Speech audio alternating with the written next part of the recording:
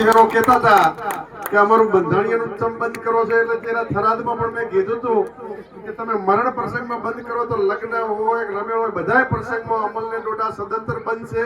સમય આજે વિજ્ઞાન અને ટેકનોલોજીનો શિક્ષણનો જમાનો છે. તમે જે બંધારણીઓ લ્યો છો એને ભગવાન ઘણું આલે લ્યો, એની કોઈ ના નથી, પણ પ્રસંગોમાં બિલકુલ સદંતર સમગ્ર વિસ્તારે નશા મુક્ત કર્યું છે. બીડી હોય, અફેણ, ડોડા, કોઈ પણ પ્રસંગ હોય એમાં બિલકુલ ને આ બધું નવું આગેવાનો નથી કર્યું. બધાએ એવું વિચાર્યું કે જૂના આપણા પૂર્વજો જે ડોકરાઓ કરતા હતા એ જ કરવાનું છે. રમેળ કરો તો એમાં પણ જે જૂની તમે કરતા હતા હાદી રીત છે એ બધી હાદી રીતમાં જ આવવાનું છે. ઘણી અત્યારે 10,000 20,000 ના સલવાર ભાડાના લાવે અને પાછા એ ધણીને હાલવાના, કોઈ 10,000 નું પેરલ લાવે. એટલે બધા આગેવાને વિનંતી કરી કે આ સલવાર ભાડાના બંધ કરો અને ઓપરો ડ્રેસ છે જે લાલ પાઘડી અઢીવટો પેરણ સારું લાગે એટલે જવાનનો વરરાજાને ફરજિયાત અઢીવટો પેરણ ને પાઘડી. આમ તો આગેવાનો માટે ભૂપા ખૂબ કાઠું હોય છે, કારણ કે શરૂઆત કરો એટલે ઘણા બધા નારાજ થાય, પણ સમાજને ફાયદો થતો હોય નારાજ થતા હોય તો થાય, પણ સમાજના હિત માટે નિર્ણય લેવો પડે. મીઠું બોલવાથી બધા રોગ થતા હોય, મીઠું ખો તો રોગ થાય, મીઠું બોલો તો સમાજને નુકસાન થાય. તમે વાહ વાહ કરો, તાળીઓ પાડો, પણ સમાજને ફાયદો મીઠું બોલવાથી ન થાય. ક્યાંક તમને ઓછું પણ પડશે કે આ બધું બંધ કરે છે. યુવાનીઓને માટે ગોવાપીન માવજીપીન બધા આગેવાનોએ નક્કી કર્યું કે આ રબારી સમાજ ઉજળી પરંપરા આપણા જૂના ડોહા દાઢી રાખતા હારી લાગતી, પણ અત્યારે 20-25 વર્ષનો યુવાનીઓ દાઢી રાખે એ સારું નથી લાગતું, આપણને શોભા નથી દેતી.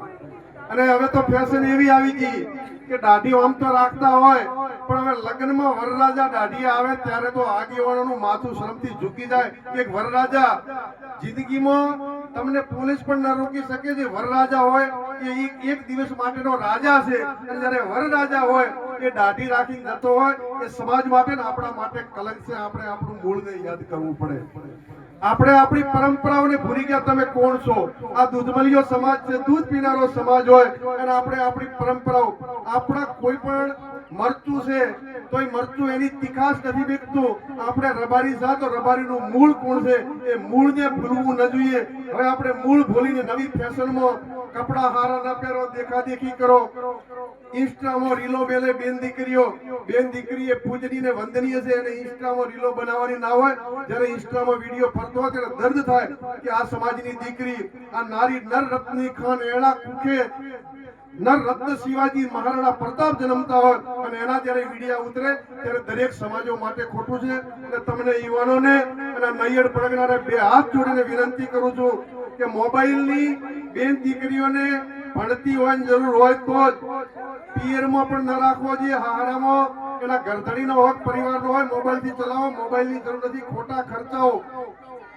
તમને આ જિંદગીના સંસ્કારો સંસ્કાર હોય છે, એમાં એના ગર્ભના સંસ્કાર છે. હવે તમે એમ કહો કે નાનું છોકરું 5-6 વર્ષનું સમજતું થયું અને ઈથી તમે મોબાઈલ આલો રોતું બંધ થઈ જાય, કારણ કે હાલરડા ઘોડિયા બેસવાનું બંધ કર્યું, મોબાઈલ પકડાવો. એ માં ગર્ભવતી હોય અને મોબાઈલ જોતી હોય, જેના કારણે જન્મતા બાળક ઉપર એની અસર પડે, સીધો મોબાઈલ મોગે છે. ગર્ભવતી બેન દીકરી હોય એને ગીતા અને રામાયણના પાઠ ભણાવો તો શિવાજી જેવા ભડવીર દીકરા પેદા થાય, અને મોબાઈલ લઈને તો પછી આ ઉડી જાય એવા જ પેદા થાય, શિવાજી ન થાય. તમને વિનંતી. અને હવે પછી બંધારણ બન્યું છે, લગ્ન પ્રસંગ હોય, મરણ પ્રસંગ હોય કે કોઈ ધાર્મિક પ્રસંગ હોય, એમાં સદંતર અફીણ, ડોડા, બીડી બધું બંધ છે અને તમે બધા પાળો છો. એ બદલ તમારો ખૂબ ખૂબ આભાર. અને ડીસાનું બંધારણ છે એની કોપીઓ ટૂંક સમયમાં એ પહોંચાડશું. એ બંધારણ મુજબ તમે બધા વર્તજો. અને થરાદમાં આપણી સમાજની સંસ્થા તૈયાર થઈ ગઈ છે. કોઈને ભણવાનું હોય, પોલીસ ટ્રેનિંગ હોય તો હાલે પણ દીકરાઓ રહેશે, બધું ફ્રી છે, ખાવું પીવું રહેવું. વિશેષ આ વિસ્તારમાંથી કોઈ દવાખાને આવો, કોઈ તકલીફ હોય તો ત્યાં રોકાવાનું હોય, દવાખાને 1-2 જણ બીજા વધારે હોય અને રાત રોકાવાનું હોય તો આપણી વાવ થરાદ રબારી સમાજની સંસ્થામાં ગમે ત્યારે આવજો. ત્યાં જમવાનું ચાલુ છે.